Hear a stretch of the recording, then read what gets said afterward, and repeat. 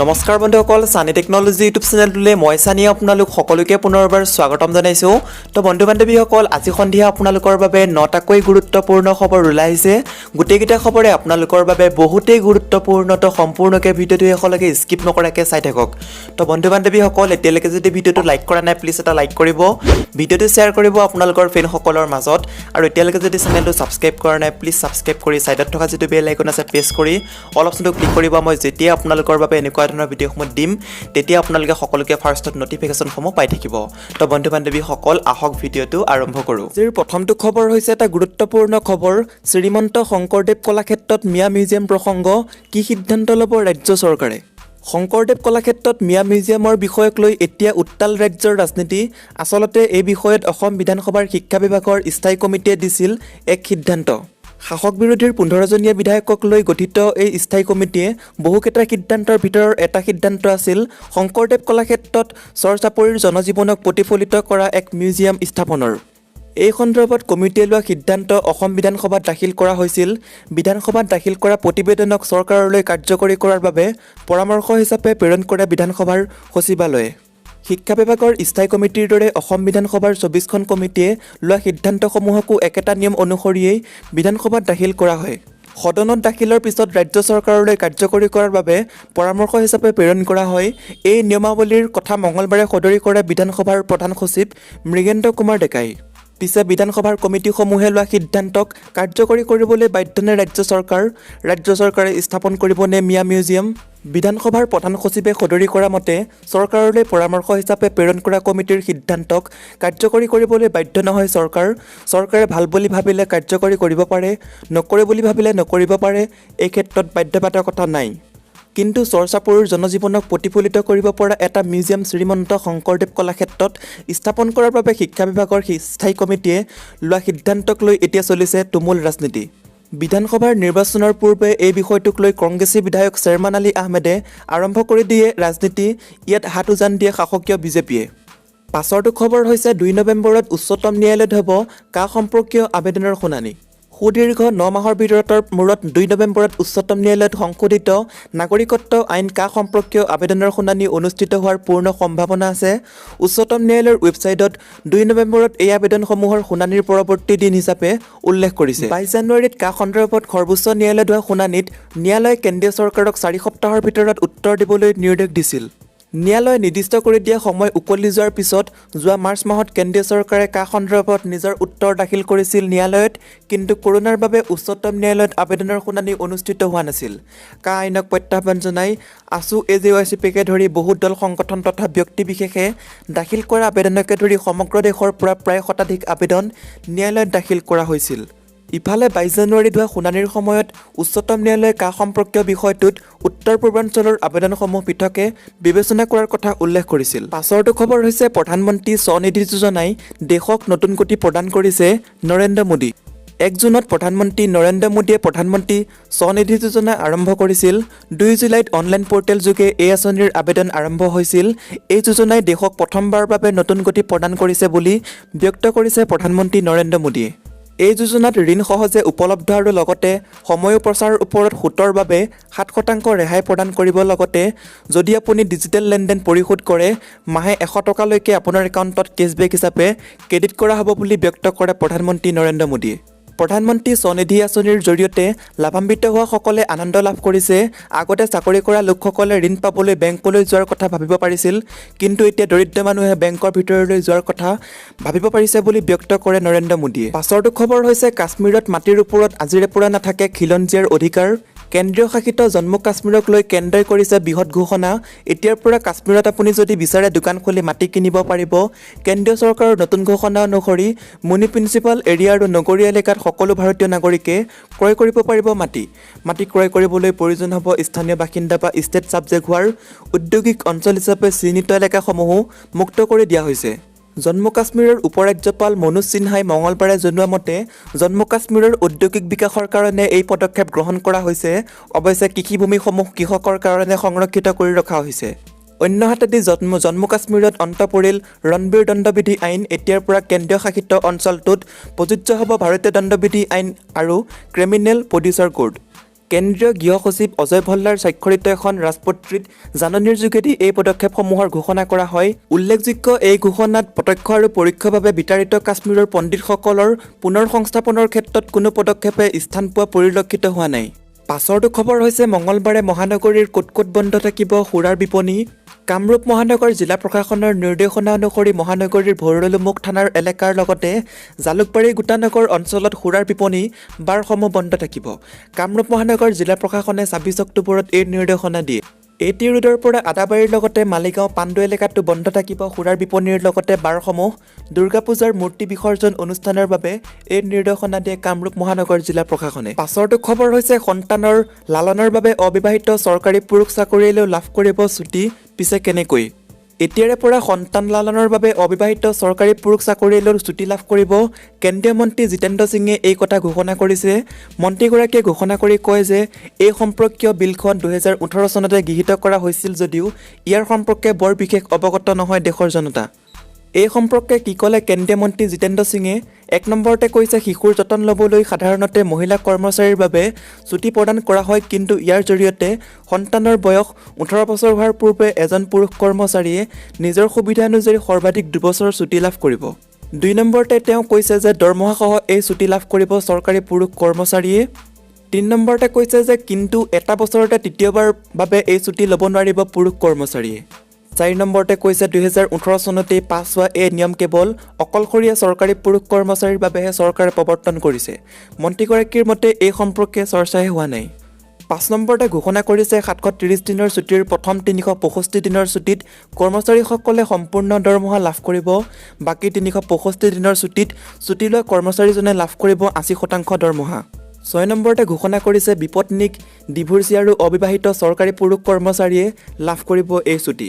৭ নম্বৰতে ঘোষণা কৰিছে শিশুৰ যতনৰ বাবে ছুটী বিচাৰি পুৰুষ কৰ্মচাৰীজনে বিভাগীয় ঊৰ্ধ্বতন কৰ্তৃপক্ষৰ পৰা অনুমোদন কৰোৱাই আনিব লাগিব বুলি জনায় কেন্দ্ৰীয় মন্ত্ৰীগৰাকীয়ে। ৮ নম্বৰতে ঘোষণা কৰিছে এই ছুটীত থাকিলেও কৰ্মচাৰীয়ে লিভ ট্ৰেভেল কনচেছন চমুকৈ LTC লাভ কৰিব। ৯ নম্বৰতে ঘোষণা কৰিছে যদি সন্তানটো বিশেষভাৱে সক্ষম হয় তেনে ক্ষেত্ৰত পুৰুষ কৰ্মচাৰী তথা অভিভাৱকজনে এই ছুটী সন্তানৰ বয়স ২২ বছৰ হোৱালৈকে লাভ কৰিব পাৰিব।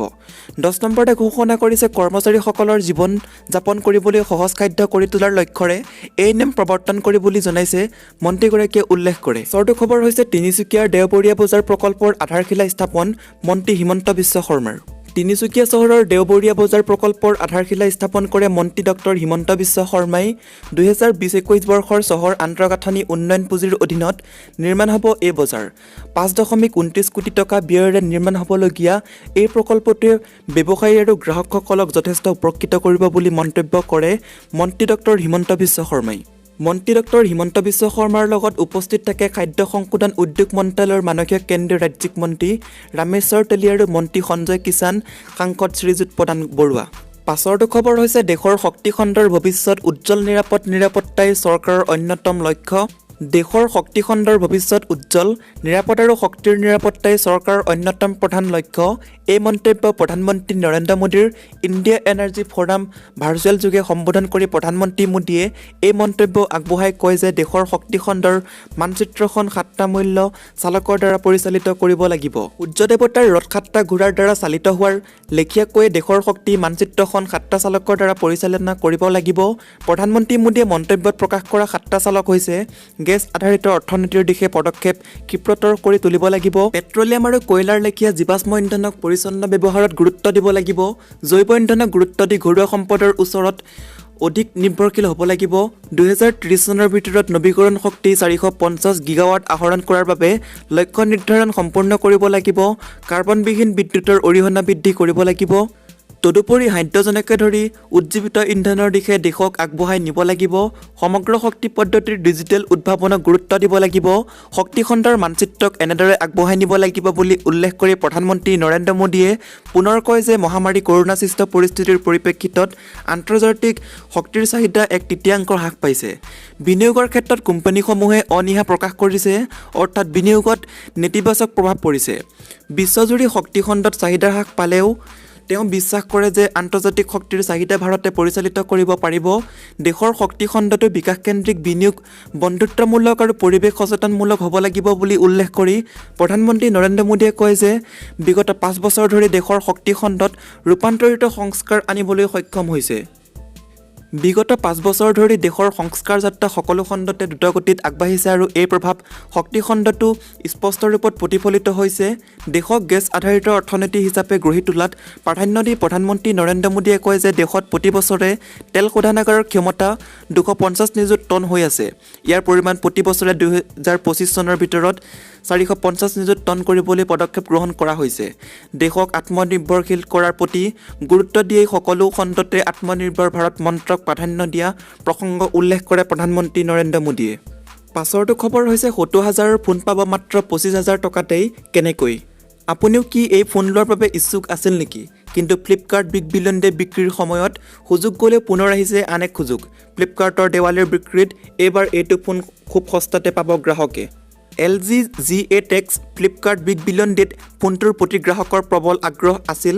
ডুৱেল স্ক্ৰীনৰ এই ফোন বিক্ৰী আৰম্ভ হোৱাৰ 12 ঘণ্টাৰ ভিতৰতে 350 কোটি ফোন বিক্ৰী কৰে সংস্থাটোৱে। LG G8X এতিয়া লঞ্চ হৈছিল তেতিয়া দাম আছিল 69,999 টকা, 1 টকা কম 70,000 টকাই। কিন্তু বিগ বিলিয়ন ডে বিক্ৰীত এই ফোনৰ দাম হৈছিল মাত্ৰ 19,990 টকা। এইবাৰ বিগ দেৱালীৰ বিক্ৰীৰ সময়ত LGৰ এই ফোনটো গ্ৰাহকে পাব মাত্ৰ 24,990 টকাত।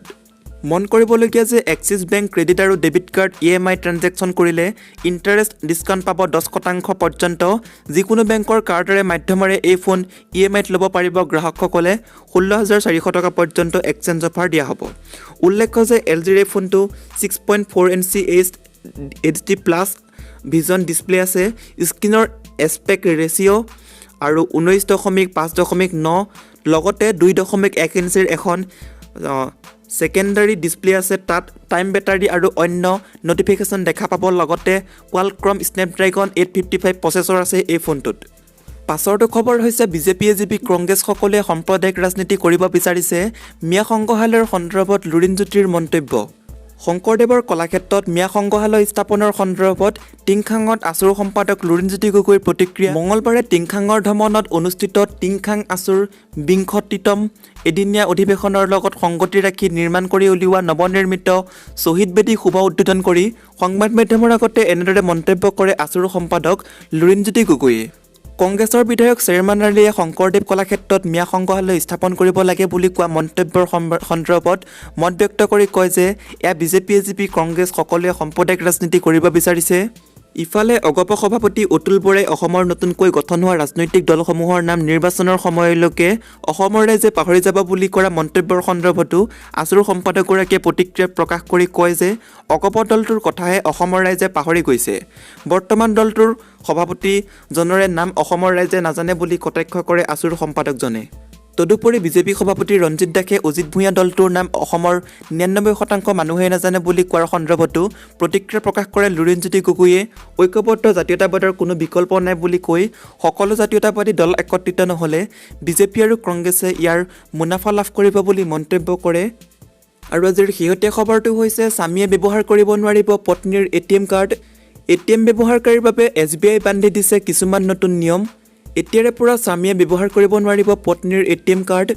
স্বামী পত্নীয়ে পৃথকে পৃথকে ব্যৱহাৰ কৰিব লাগিব ATM কাৰ্ড। ATM কাৰ্ডখনত কোনো ধৰণৰ পিন বা নম্বৰ লিখি থ'ব নোৱাৰিব। ATM পিন যাতে কোনেও নাপায় তাৰ প্ৰতি লক্ষ্য ৰাখিব লাগিব। ATMত এতিয়াৰে পৰা মোবাইল নম্বৰ লিংক থকাটো অতিকৈ প্ৰয়োজনীয়। বেংক কৰ্মচাৰীয়েও ATMৰ গৰাকীক সুধিব নোৱাৰিব ATM কাৰ্ডৰ পিন নম্বৰ। আৰু আজিৰ শেহতীয়া খবৰটো হৈছে স্পেইনত কৰোনাৰ দ্বিতীয় আৰম্ভণি, পূৰ্বতকৈ অধিক কঠোৰ লকডাউন। স্পেইনত কৰোনাৰ দ্বিতীয় আৰম্ভণি আৰু এইবাৰ সংক্ৰমিত ভাইৰাছে যাতে অধিক ভয়াৱহ ৰূপ নলয় তাৰ বাবে এতিয়াৰে পৰা কঠোৰ কৰি তুলিছে লকডাউন। লকডাউনৰ লগতে ৰাষ্ট্ৰীয় জৰুৰীকালীন অৱস্থাও ঘোষণা কৰিছে। দেশখনৰ প্ৰধানমন্ত্ৰীয়ে নিশা 11 বজাৰ পৰা পিছদিনা পুৱা 6 বজালৈ কাৰফিউ লগাই দিছে। সেই সময়ত কোনো লোকে বিশেষ কাৰণ নহ'লে ঘৰৰ পৰা ওলাব নোৱাৰিব। এই কঠোৰ কাৰফিউ 25 অক্টোবৰ দেওবাৰৰ পৰা আৰম্ভ কৰা হৈছে। বৰ্তমানে এই কাৰফিউ 15 দিনৰ বাবে দিছে। তো বন্ধু বান্ধৱীসকল, আজিৰ এই ভিডিঅ'টোৰ মাধ্যমেৰে আপোনালোকক বহুকেইটা গুৰুত্বপূৰ্ণ খবৰ দিব চেষ্টা কৰিলোঁ। যদি খবৰকেইটা শুনি ভাল লাগিছে লাইক কৰিব, শ্বেয়াৰ কৰিব আৰু এনেকুৱা ধৰণৰ ৰেগুলাৰ খবৰসমূহ পাই থাকিবলৈ প্লিজ চেনেলটো ছাবস্ক্ৰাইব কৰি ছাইডত থকা যিটো বেল আইকন আছে প্ৰেছ কৰি অল অপশ্যনটো ক্লিক কৰিব একেবাৰে নাপাহৰিব এনেকুৱা ধৰণৰ ৰেগুলাৰ খবৰসমূহ পাই থাকিবলৈ। তো বন্ধু বান্ধৱীসকল আজিলৈ বাই বাই, আকৌ এটা নেক্সট ভিডিঅ'ত লগ পাম। জয় আই অসম।